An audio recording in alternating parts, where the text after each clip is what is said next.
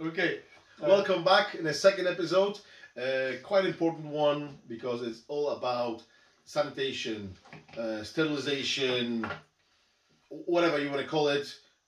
Basically, it means you need to keep everything squeaky clean when you're making mead. Now, we've visited so many different meaderies, and believe me, every mead maker is saying the same thing, that the majority of the work is actually cleaning and sanitizing the equipment. Okay, it just seems like it's such a glorifying job, making something, you know, as amazing as mead, but actually it's a hard work of cleaning, scrubbing, and making sure that everything is, like, you know, really clean and bacteria free. So we're gonna quickly cover how do we gonna prepare our equipment today. The fermenter is already sanitized. We done that this morning. Yeah. So basically, what's happened with the sulfate, it you need to be careful about it. It produces a lot of vapors, which, you know, as soon as you're going to open that that lid, the smell of sulfur will fill the room, and those vapors are also helping with sanitization. So this fermenter is only filled probably to a fifth of the capacity. So there's probably about 2 liters of water, and that's been mixed with the potassium sulfate. It's good. That's what I just done. It's good to mix, so you know you got that liquid on the walls as well. Yeah. So the dosage, we usually use about 20 grams per 1 liter of potassium sulfate. So that's already been done. We're going to show you how to actually utilize that that mixture already, because, as you said, you know, that's been done in the morning, so that's already nice and clean.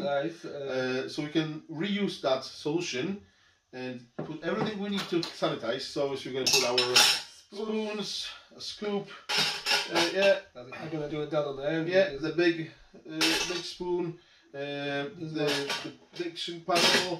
We're not gonna need that.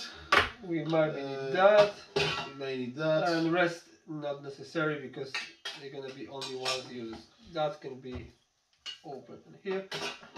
Okay, so yeah, so basically that's what it is. We're just gonna pour it and hold it for a 10-15 minutes. Make sure it's all on the. Obviously, we are using the potassium sulfate, but there are other things which you can use to sanitize. Your brewing shop will most likely have some sort of chemicals. They're all fine. Some of them need to be rinsed. But as we said, the advantage of the potassium sulfate is that actually you can use it also in the second stage, which is stabilizing your mead. And even if you don't raise the fermenter very well, it's not a big deal. I do apologize if I start coughing, because you will. It is quite.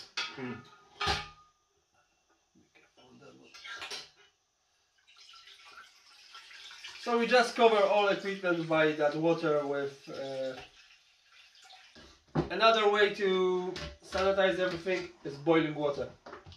Of course, that one is glass, so that's only one thing which you will be not able to do it. Glass fermenter is also not able to do it. You start coughing. Yeah, I'm probably gonna start soon. But any other plastic and metal, boiling water, leave it for 10-15 minutes, and that should be.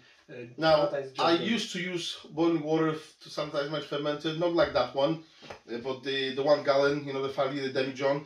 It's usually made with the thicker glass, and it works fine until I've actually managed to break one. And since then I said, you know what, I'm not going to take a risk anymore, and I start using, like the chemicals really. Your story seems like mine. Yeah. I done exactly the same.